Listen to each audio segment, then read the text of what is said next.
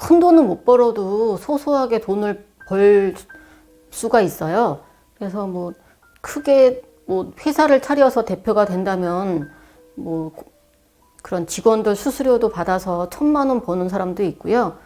뭐 한 달에 뭐 한두 번 일하는 사람도 있는데 그냥 봉사한다는 생각으로 시작하는 것도 마음이 편할 것 같아요. 봉사단에 들어가서 정리수납 봉사단에 들어가서 버리는 거 못하는 집에 가서 정리수납을 해주고 그런다면 좀 힐링이 되지 않을까 싶어요. 봉사단원들끼리 어떤 집이 있었는데 그 집은 2층에는 딸이 살고 3층에는 부모님이 살았거든요. 2층에는 할머니 물건과 본인 물건과 5살짜리 딸 물건이 같이 섞여 있었어요. 할머니 물건은 좀 처분을 하고 이제 본인 물건과 딸 물건으로 주방을 잘 해줬거든요. 냉장고도 해드리고 그렇게 해서 몇 번 갔거든요. 그래서 그분이 엄청 많이 버리셨대요. 그래서 지나가던 이 동네 아줌마가 이사 가냐고 그랬는데 네, 좀 청소 좀 하고 있어요. 그랬는데 그 모습을 보고 3층에 계신 친정 부모님이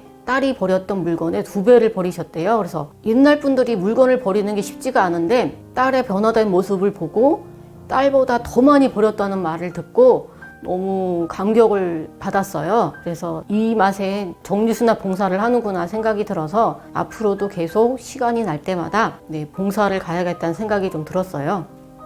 본인이 몇 년 동안 그 직장을 다녔는지 그런 자부심은 그냥 마음속에 꽁꽁 뭉쳐두고 좀 더 이제 온실 속에 있었잖아요. 근데 이제 야생의 세계로 나가야 된다는 그런 마음가짐을 가지면 좋을 것 같아요. 그래서 좀 더 내가 이제 최저임금을 받으면서 살아야겠다는 생각을 가지고 만약에 또 강사를 하게 된다면 이제 무보수로도 하게 될 수도 있거든요. 근데 내가 이 무보수로라도 이 세계에서 살아남기 위해서 내가 실력을 쌓는다는 마음으로 하면은 좋을 것 같아요. 지금까지 많은 것을 내려놓고 자부심도 내려놓고 밑바닥부터 다시 시작한다는 마음을 가지는 게 제일 중요한 것 같아요. 예전에 다니던 직장에서 만약에 양복을 입고 다니셨던 분이라면 그 양복을 경조사나 그럴 때 입을 한 계절에 한두 개씩만 놓고 버리시는 거를 추천해 드려요. 저희 봉사단에서 교장 선생님으로 퇴직하신 분 집에 봉사를 갔거든요. 양복이 옷걸이에 80cm 옷장에 이만큼이나 있는 거예요. 거의 양복이 한 20벌, 한 40벌 정도 있더라고요. 그래서 그것을 거의 다 줄이고 계절별로 한두 개만 남기고 거기에 일상복을 잘 걸어드렸어요. 그러니까 좀 더 홀가분해 하시고 이제부터 열심히 버리면서 살아야겠다고 그러시더라고요. 여성인력개발센터나 평생교육원에서 2급 과정을 시작하면 돼요. 배워보고 더 본인의 적성에 맞다면 1급 과정도 듣고요. 또 남을 가르치는 걸 좋아한다면 강사를 도전해보는 것도 좋을 거예요. 이렇게 1급까지 따게 되면 인턴으로 한 10번 정도 나가거든요. 그러면 최저임금을 받아요. 인턴을 열심히 가서 오전 9시에 보통 시작하거든요. 6시까지 열심히 뛰어다녀야지 다음에 또 불러주거든요. 그러니까는 한 번 못하면 안 불러주는 게 이 세계거든요. 그러니까 열심히 잘 해야 되고요. 또 처음 인턴으로 가면 분리수거하고 그거를 이제 버리는 그런 역할만 하게 되거든요. 그러니까 본인이 지금까지 했던 내가 경력이 있는데 그런 거를 좀 버리시고 밑바닥부터 시작한다는 마음으로 배운다는 마음으로 시작하면 좋을 거예요. 인턴으로 하다가 팀원이 될 수도 있고요. 또 팀원이 됐다가 또 부분 팀장이 될 수도 있고요. 또 2, 3년 더 열심히 하면 전체 팀장도 할 수 있어요. 본인이 뭐 맘카페나 아는 사람 소개로 계속 일을 하게 된다면 또 견적도 가야 되고 또 자동차 안에 다양한 바구니를 집어서 가야 되니까 바구니를 꺼내고 집어넣는 것도 체력적으로 힘들고 또 자동차도 있어야 되고 자동차에 정리수납하는 사람들은 바구니가 그득그득 담겨서 그걸 가지고 다녀야 되니까 그런 게 좀 싫은 사람은 좀 내가 정리수납을 해야 하니까 팀장이니까 어쩔 수 없이 네, 참아야 되는 거구나 생각하면서 인내해야 될 것 같아요. 네, 집 전체를 하게 되면 한 보통 33평에 네, 한 10명 정도 가거든요. 그러니까 집 전체를 하려면 바구니도 한 40개, 50개 되고 그러니까 네, 근데 어쨌든 뭐 조금씩 나르면 되긴 하는데 어쨌든 그걸 또 팀장은 또 바구니 가게 가서 또 바구니 또 사야 되고 네, 그런 것도 있어요. 네, 전체 팀장이 있고요. 또 제일 잘하시는 분은 옷장을 맡고요. 또 주방도 한 두세 분 가고요. 아이방에 한두 분 가고요. 또 뭐 베란다에 한 분씩 들어가서 하루 안에 좀 끝내서 9시부터 시작해서 6시에 끝낼 수 있게 그렇게 인원을 네, 모아서 가고 있어요. 글쎄요, 이게 한 40대, 50대들도 매일 하는 사람들은 체력적으로 엄청 힘들거든요.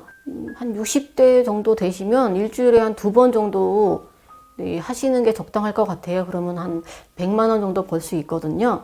근데 뭐 같은 60대여도 뭐 마라톤 하시고 뭐 헬스를 하시면서 체력적으로 체력이 많이 좋으신 분은 네, 더 많이 할 수도 있겠지만 저는 그냥 한 일주일에 한 2-3번 하면서 나머지 시간은 본인이 배우고 싶은 거를 했으면 좋겠다는 생각이 들어요. 그리고 노인 일자리 차원에서 4시간짜리 매일 가는 그런 것을 지자체마다 만들어서 좀 내일도 일할 수 있고 모레도 일할 수 있고 매일매일 규칙적인 생활을 할 수 있게 한다면 좀 더 의료보험비도 적게 나가고 좀 그럴 것 같아요. 그래서 연세 드신 분들은 너무 이렇게 아침 9시부터 6시까지 하는 거를 권해드리진 않고요. 좀 즐기면서 네, 했으면 좋겠어요. 손이 좀 빨라야 돼요.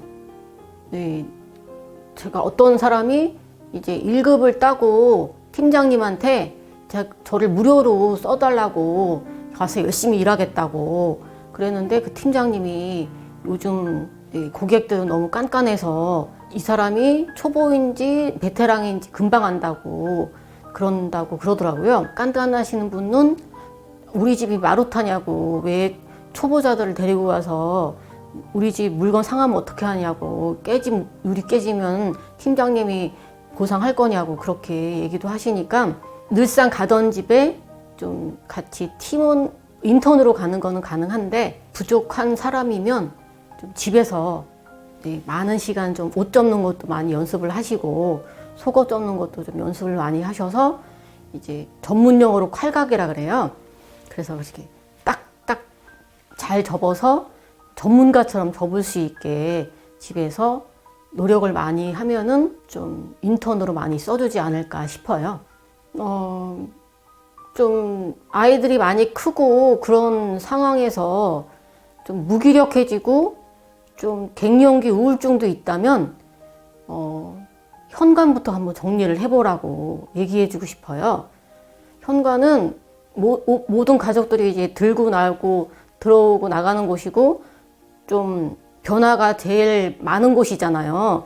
그렇게 해서 좁은 공간이기도 하고요. 네, 열심히 남편이 출근하고 나서 무언가 이렇게 깨끗하게 물티슈를 좀 닦고 정리하고 신발도 좀 정리하고 그렇다면 좀 더 남편이 또 표현을 안 하더라도 우리 부인이 좀 더 생각이 바뀌었네, 좀 활기차지네, 그렇게 좀 느낄 수가 있거든요. 그러니까 조금이라도 몸을 좀 움직여서 좀 가족을 위해서 또 나를 위해서 그렇게 좀 버려보는 것을 연습을 해본다면 좀 우울증에 좀 치료제가 되고 힐링이 될 것 같아요. 그래서 남의 집에 가서 봉사를 하는 것도 중요하지만 우리 가족들한테 봉사하는 것도 좋잖아요.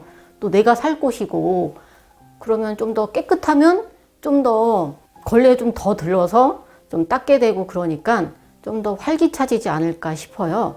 제가 어떤 책에서 봤는데 물건에는 에너지가 있대요. 그래서 좀 지저분한 곳에 가면은 또 휴지를 더 잘 버리게 되지만 또 깨끗한 곳에 가면은 이 휴지를 또 가방에 넣어서 우리 집에 버려야지 하는 생각이 있잖아요. 그런 것처럼 지저분한 집이면 좀 더 이렇게 청소기 좀 더 돌려서 쾌적한 집이 된다면 가족들이 좀 행복해하고 그러지 않을까 싶어요. 그래서 조금이라도 좀 움직이면 좀 에너지를 얻어서 그 에너지로 많은 일을 할 수 있을 것 같아요. 가정을 위해서 열심히 20년, 25년 열심히 일했으니까 푹 쉬어. 내가 좀 아껴 쓰고 그럴게. 난 당신을 믿어. 그런 말을 해주면 좋을 것 같아요.